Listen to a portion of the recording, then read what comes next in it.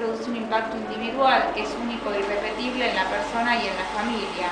Es decir, que la familia o la persona a la cual le sucede la situación de discapacidad, no todos lo van a tomar del mismo modo, ¿sí? Y quizás lo van a resolver como hubiesen resuelto o como vienen sobrellevando otras cuestiones, ¿sí? Por eso uno en el abordaje a personas y familias con discapacidad tiene que tratar de ver alguna cuestión individual, porque no es algo que uno pueda generalizar. Esto nosotros nos dimos cuenta después de estudiar desde lo académico la discapacidad, porque nos dábamos cuenta que en Argentina había muchísima legislación. Sin embargo, había mucho déficit en cuanto a lo que era las coberturas de salud de personas con discapacidad y el conocimiento de los derechos que las personas con discapacidad tenían, ¿sí? De modo que eso tenía que ver evidentemente con alguna cuestión que tiene que ver más con lo individual que quizás con el impacto social que produce la discapacidad. En la asociación hay trabajadores sociales, terapeutas ocupacionales, abogados, personas que tienen relación con la discapacidad y personas que no tienen relación directa con la discapacidad. Y en general lo que hacemos es hacer difusión a través de cuadernillos, atención directa de personas y jornadas de capacitación. Esto es una... vamos a poner esto, ¿no? Bueno, uno de los, acá para aquellos que no conocen nada del tema de discapacidad y bueno, los que pensé que tenían algún tipo de relación, estos serían unos problemas y demandas de personas con discapacidad y sus familias, ¿sí? Si uno pudiera tomar una foto de la familia o de la persona, diría que estos son algunos de los problemas mayores que tienen, ¿sí? Prevención y diagnóstico precoz. En general no se hace una prevención de discapacidad, ¿sí? De enfermedades con discapacitantes o diagnóstico precoz, porque es un caro, es integral y además porque la realidad es que la mayoría de la gente cree que estas situaciones le suceden a otros que no somos nosotros, ¿sí? Siempre, pero no respecto a la discapacidad, uno lo ve con otros. Yo soy docente de Derechos Humanos hace muchísimos años en la Universidad de Buenos Aires y la discapacidad es un punto nada más, y hay otros temas, violencia, trata de mujeres, bueno, y uno lo que se da cuenta cuando ve estos temas es que generalmente producen mucho dolor, con lo cual uno se topa con ellos y trata de esquivarlos, y uno siempre piensa, esto a mí no me va a tocar. Cuando alguien queda embarazada, a nadie se le ocurre decirle que hiciste un estudio de diagnóstico para ver cómo está, que hoy es algo que se puede hacer y que muchas veces hasta se aconseja. En el caso ahora ASDRA aconseja el diagnóstico precoz para poder llevar a cabo ese embarazo, sabiendo que uno va a tener una persona con síndrome de Down. En ese momento no había. Pero bueno, es algo que se ve que es inherente a la persona. La información de personas, familias con hijos y familiares, atención sanitaria, recursos rehabilitadores, el certificado de discapacidad como estigma, ¿sí? Las personas con discapacidad tienen el derecho, no la obligación, el derecho, es decir, si quieren hacerlo, pueden obtener un certificado de discapacidad, que es papel blanco, que se otorga en los distintos hospitales del gobierno de la ciudad y en los hospitales que dispone el gobierno de la provincia. Antiguamente se obtenía en RAMSA y lo que es el predio de Vicucay, el Servicio Nacional de Rehabilitación. Ahora no más se descentralizó y lo dan los hospitales de acuerdo a la patología que la persona tiene. Este certificado lo que hace es certificar el diagnóstico de discapacidad y permite a la persona con discapacidad tener mejores derechos, un estatus de derecho superior que el que puede tener una persona sin discapacidad, ¿sí?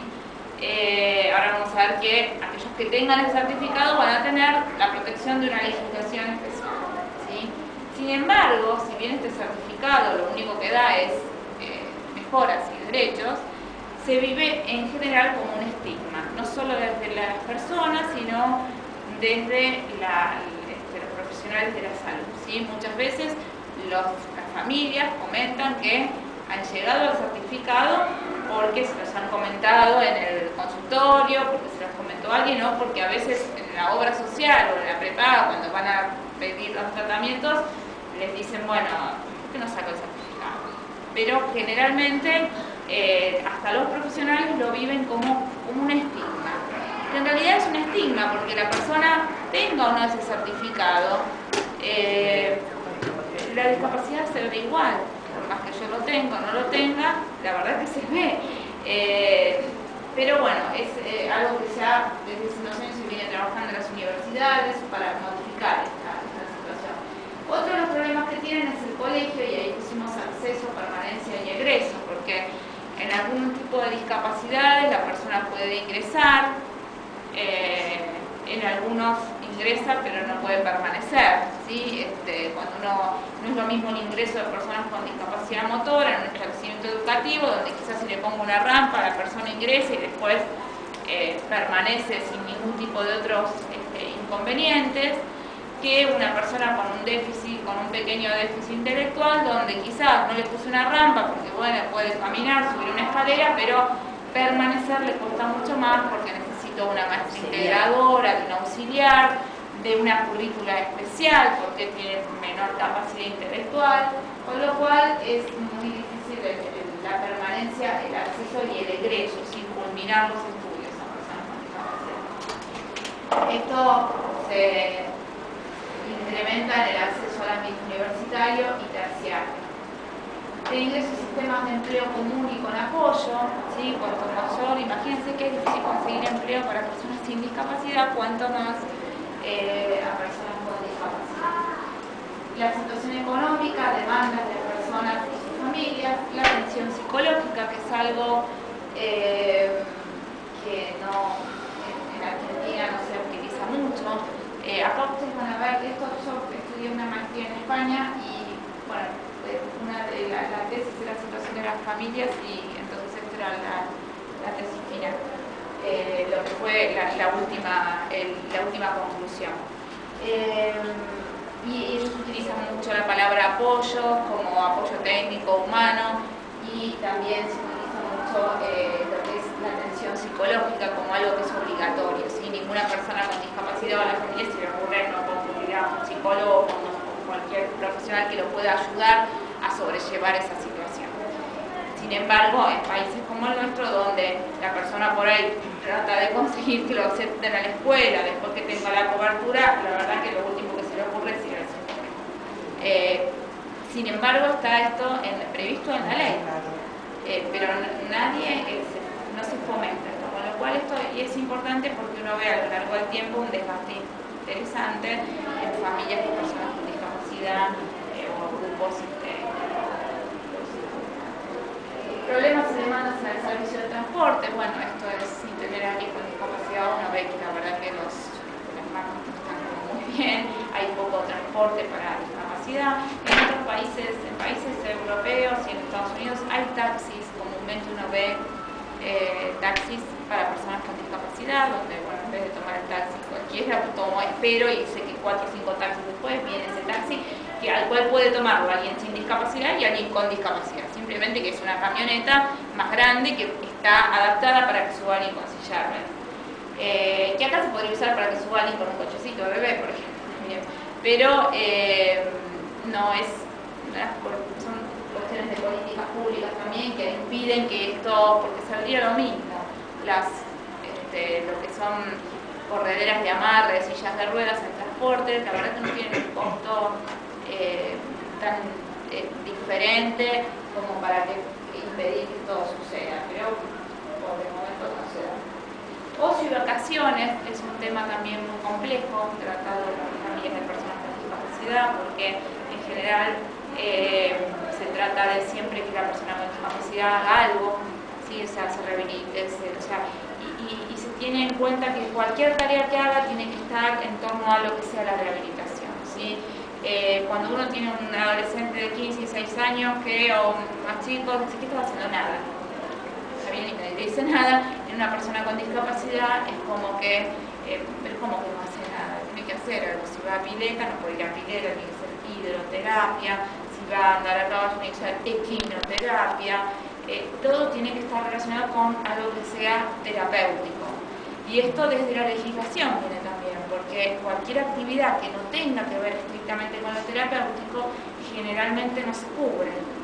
Por ende, la persona que ya tiene tantos gastos y tiene que pensar en que la persona vaya a hacer, no sé, una actividad como la de la asociación de arte, simplemente, no para tener ningún tipo de terapia, y que sabe que su seguro de salud no se lo va a cubrir, con lo cual quizás no va, porque la verdad que no tiene dinero para, porque a su vez tiene que pensar en llevarlo en un transporte, y entonces quizás a veces en una persona que lo acompañe. Nosotros todavía el tema ocio y vacaciones no lo tenemos pensado. En España y en Francia hay un sistema muy interesante que se llama, los españoles le pusieron programa Respiro, ellos son muy directos y la verdad que el nombre es buenísimo porque Respiro, o sea, y consiste en que durante hasta 10 días grupos de personas que están entrenadas para ello se llevan a los chicos o adolescentes o adultos con discapacidad a algún lugar de vacaciones, esto lo paga el Estado, y de esa manera respira la familia de personas con discapacidad. Acá todavía no estamos muy lejos de esto, si bien hay algún tipo de cuestión que se está haciendo en Chapamalá, hay alguna colonia, pero es como que son cosas que se hacen por un momento y que no, después no se mantienen en el tiempo. Si por ahí en Chapamalá, por ejemplo, hacen todo un grupo, pero no está resuelto el tema del transporte, entonces la persona tiene que contar con llevarlo ahí. Bueno, es muy complejo por ahora. La importancia de asociaciones, contacto con otras personas con discapacidad y sus familias, los hermanos, el grupo continente inmediato. Sí, los hermanos siempre es algo que es muy como para ver en el tema de las personas con discapacidad, porque son quienes en general van a veces sufrir un poco, como que digan, bueno, pero se ocupan del que tiene discapacidad y no de mí, que no tengo, pero que tengo otros muchísimos problemas, y es quien va a quedarse, si la cronología funciona seguramente a cargo de la persona con discapacidad, lo cual muchas veces se relega esta situación y uno debería en los hermanos, estos hermanos de personas con discapacidad, tratar de fortalecer ustedes hablaron en alguna jornada de resiliencia, creo, tratar de fortalecer su personalidad porque van a ser personas que quizás con apoyos técnicos o humanos van a tener que definitivamente hacerse cargo, quizás no directamente, pero sí indirectamente de las personas con discapacidad porque nos van a sobrevivir, lo esperable por lo menos. Así que eso como para tener en cuenta. Y el grupo continente inmediato porque en general las familias de personas con discapacidad refieren transitar a discapacidad en soledad, ¿sí? Tener problemas a partir de que se instala la discapacidad, ya sea con la llegada de un hijo o a la misma persona, de transcurrir esto en soledad, en tanto que los amigos no lo entienden, se alejan, la familia tampoco y también entonces siempre dicen tengo uno, dos, a veces termina siendo la persona que trabajaba en la casa o alguien que no se hubiese imaginado pero no, porque bueno, es una situación dolorosa que hace que el otro al no entender en general se aleja. Esto no sucede con la discapacidad solamente, esto sucede cuando uno habla de situaciones de violencia, cuando uno habla de situaciones de alcoholismo, de cuántas situaciones que tienen que ver con la afectación de distintas fases de la persona, uno ve lo mismo, ¿sí? O sea, no es que no le discrimina porque tiene discapacidad, quizás si tiene una persona con es alcohólica también se aleja, ¿sí? O sea, ante cualquier situación de dolor parecería que uno le gusta observarlo y se aleja, de modo que las familias que tenían todos estos problemas ya permanecen en bastante soledad. Y por eso poníamos ahí importante este papel de la familia y la influencia social. Este era un cuadro que hicimos y que tenía que ver, fíjense en lo negrito, ahí estaría la persona con discapacidad o la familia y lo rodean un montón de todas estas cuestiones que hablamos recién. Las propuestas terapéuticas, la movilidad, la intervención de distintos profesionales, las dificultades económicas, acceso a la educación, los subsidios insuficientes, bueno, toda esta problemática que lo va rodeando y deja de lado siempre cuestiones que para los que no tenemos discapacidad las tenemos como cerquita, las tendríamos en el color natural, las tendríamos abajo, que son la olvido de lo que es la participación ciudadana, el espacio de intimidad, la vida de relación y el juego y tiempo libre, ¿sí? Porque estoy tan con todo lo que tengo que hacer y todo lo que tengo que obtener para poder hacerlo, que me olvido de lo que parecería ser lo normal en personas que no tenemos discapacidad. Esto es un consejo que nosotros damos siempre a los profesionales para personas con discapacidad y tiene que ver con el abordaje que se haga desde un conocimiento y desde conocer las demandas del grupo, ¿sí? Y derivar a profesionales adecuadamente, a tiempo. En general yo sé de derecho, pero no sé la verdad de otras especialidades, con lo cual uno puede derivar, pero nunca puede pensar de que se va a hacer cargo de toda esa situación. Y por excelencia capacitarse para eso. Bueno, un poco para los que tenían relación con personas con discapacidad y para los que no, saber que en Argentina hay tres formas cuando uno se refiere a la discapacidad, hay tres palabritas. Una es discapacidad, la otra es invalidez y la insanía. Y son diferentes las tres. La persona con discapacidad es una persona que tiene un déficit y que puede obtener ese certificado de discapacidad del que hablamos. ¿Para qué sirve ese certificado? Para obtener prestaciones de salud. Y esa certificación la da el Ministerio de Salud. Después vamos a ver esto de que el Ministerio de Salud lo va, ahora tengo que ir a un hospital, pero es porque lo terceriza, no lo da el Ministerio, sino que lo tercerizó en hospitales. Pero eso sería la idea. Yo tengo discapacidad, lo asocio con certificado de discapacidad y a su vez eso lo voy a asociar con Ministerio de Salud y con un diagnóstico médico, ¿sí? Que me permite acceder a un certificado que me va a dar una protección médica diferenciada a personas que no tengan discapacidad. Después, la otra palabra es invalidez, que esta es una que es por ahí más conocida, una pensión por invalidez, y que tiene que ver con el ANSES, ¿sí? Y con lo que tenga que ver con la situación laboral de la persona. Quizás no acceda nunca al mercado laboral porque ha sido una parálisis cerebral muy severa, entonces los médicos pueden determinar que tiene una incapacidad de más del 76%, que es la que nos piden para obtener una pensión por invalidez. O quizás una persona que trabajó, se discapacitó y puede obtener una pensión por invalidez, por tener más del 76% es lo que fija hoy actualmente la ley. Tienen que revisar y dar más del 76% de discapacidad. Entonces, cuando uno habla de invalidez, la persona puede tener una pensión por invalidez porque hizo los trámites, se obtuvo ese porcentaje y el ANSES le dio una pensión y no tener certificado de discapacidad. Puede no tenerlo, o sea, podría tenerlo, pero puede no tenerlo igualmente porque son distintos lugares. Uno es lo que es pensiones y el otro es el Ministerio de Salud, que se refiere solo a la discapacidad. Y la otra palabra es la insanía, que hoy está cambiando un poco el término, ya no se lo llama insanos, pero por ahora hasta que no se modifique el código, si bien hay un montón de convenciones que Argentina ratificó, todavía hasta que no se modifique la ley se sigue llamando proceso de insanía. El que tampoco tiene relación con los tres, es decir, una persona puede tener un certificado de discapacidad, puede tener una pensión por invalidez y puede ser declarado insano. Pero puede ser declarado insano y no tener ninguna de las otras dos, o puede tener discapacidad y no tener, porque si tengo discapacidad motora solamente, no voy a tener que ser declarado insano seguramente. Porque la insanía, así como la discapacidad intervenía el Ministerio de Salud, en la invalidez el ANSES, en la insanía va a intervenir un juez.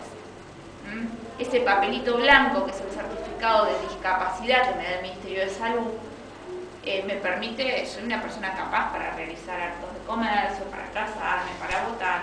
El único que puede restringir esa situación en cualquiera de nosotros es el juez, que la puede declararme insano, que sería la restricción mayor, donde no me permite realizar ningún acto de comercio, comprar, vender, recibir el dinero del cual yo tengo un empleo.